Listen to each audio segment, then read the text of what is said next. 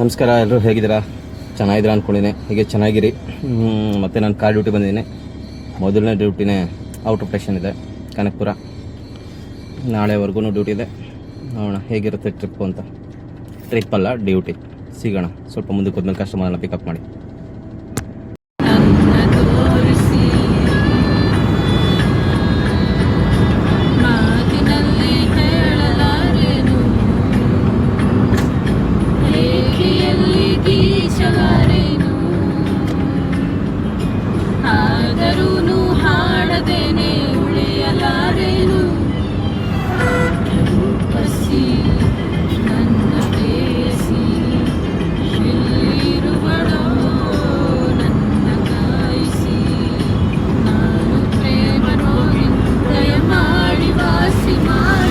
ಕೊನೆಗೂ resort drop ಆಯಿತು.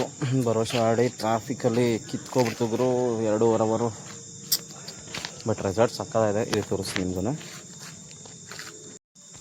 So Wagon R ಹಂಗನ್ಬಿಟ್ಟು ಅದು ಕಂಪ್ನಿ ಅಂತೆಲ್ಲ ಅನ್ಕೊಳಕ್ಕೆ ಹೋಗ್ಬೇಡಿ. ನಾನು ತೊಗೊಂಡಿರೋದು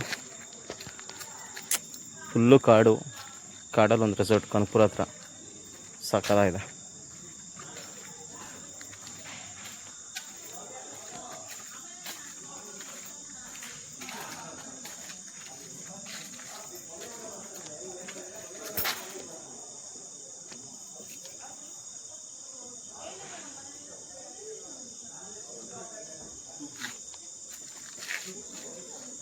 ನೋಡೋರಲ್ಲ, ಇವಾಗ ನೈಟೆಲ್ಲ ಇಲ್ಲೇ ಸ್ಟೇ ಆಗೋದು. ಸ್ಟೇ ಆಗಿ ಮಾರ್ನಿಂಗ್ ಬರ್ತಾರೆ. ಮಾರ್ನಿಂಗ್ ಕರ್ಕೊಂಡು ರಿಟರ್ನು ಬ್ಯಾಂಗ್ಳೂರು. ಇದರಲ್ಲಿ ತುಂಬ ಜನಕ್ಕೆ ಅರ್ಥ ಆಗಬೇಕಾಗಿರೋದು ಏನು ಗೊತ್ತಾ? ಕೆಲವರು ಎಂಜಾಯ್ಮೆಂಟು, ಕೆಲವರು ಜೀವನ ದುಡ್ಡು.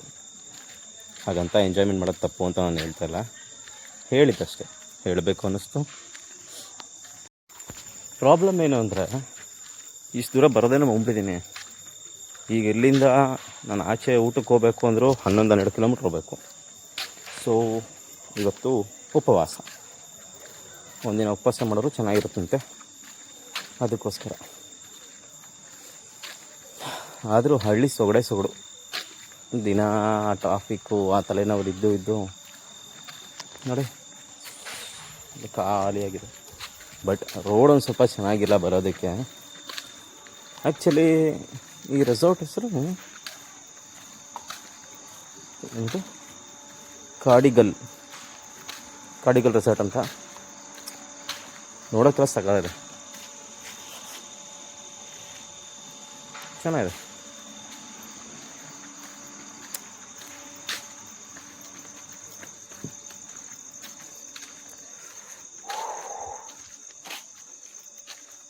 ನೋಡೋಣ, ಇನ್ನು ನೈಟು ಇವಾಗೇನು ನಿದ್ದೆ ಬರೋಲ್ಲ.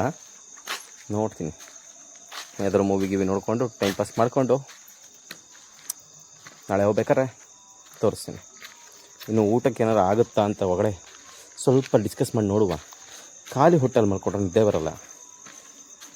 ಇವಾಗ ಬಂದಿರೋ ದುಡ್ಡನ್ನು ಒಳಗಡೆ ಹೋಗಿ ತಿಂದರೆ ಆ ರೇಟ್ಗೆ ನಾನು ಬಂದಿರೋದಕ್ಕೂ ವರ್ಕೌಟ್ ಆಗೋಲ್ಲ. ಯಾಕಂದರೆ ತುಂಬ ಚೀಪಾಗೆ ಬಂದಿದ್ದೀನಿ, ಜಾಸ್ತಿ ಏನು ತೊಗೊಂಡಿಲ್ಲ. ಇವಾಗ ನೈಟ್ ಬಂದು ಜೊತೆ ಬೆಳಗ್ಗೆ ಹೋಗೋದು ಕನಕಪುರ. ಅಲ್ಲಿಂದ 160 ಕಿಲೋಮೀಟ್ರ್ ಆಗುತ್ತೆ. ಸೊ ನಾನು ಬಿಟ್ಟಾಗ ಆಲ್ರೆಡಿ 8 o'clock ಆಗಿತ್ತು. ಈಗ ಆಲ್ರೆಡಿ ಟೈಮ್ ಬಂದ್ಬಿಟ್ಟು 10:30 ಆಗ್ತಿದೆ. 3,000 ಹೇಳಿದ್ದೀನಿ. ನೋಡೋಣ, ಈ 3,000ದಲ್ಲಿ ಮತ್ತೆ ನಾನು ಊಟಕ್ಕೆ ಅಂತ ಒಳಗಡೆ ಹೋಗಿ ಅದರಲ್ಲಿ 1,000 ಹೊಗೆ ಹಾಕ್ಕೊಂಡು ಮತ್ತೆ 1,000 ರೂಪಾಯಿ ಗ್ಯಾಸ್ ಹೋಗಿ 1,000 ರೂಪಾಯಿಗೆ ಆಮೇಲೆ ಬೇಡ. ಸೊ 1 ಟೈಮ್ ಉಪವಾಸ, ಮನೆಗೆ ಹೋದ್ಮೇಲೆ ಫುಲ್ ಊಟ. ಸಿಗ್ತೀನಿ ಮತ್ತೆ, ನೋಡೋಣ ಏನಾಗುತ್ತೆ ಅಂತ ಹೇಳ್ತೀನಿ.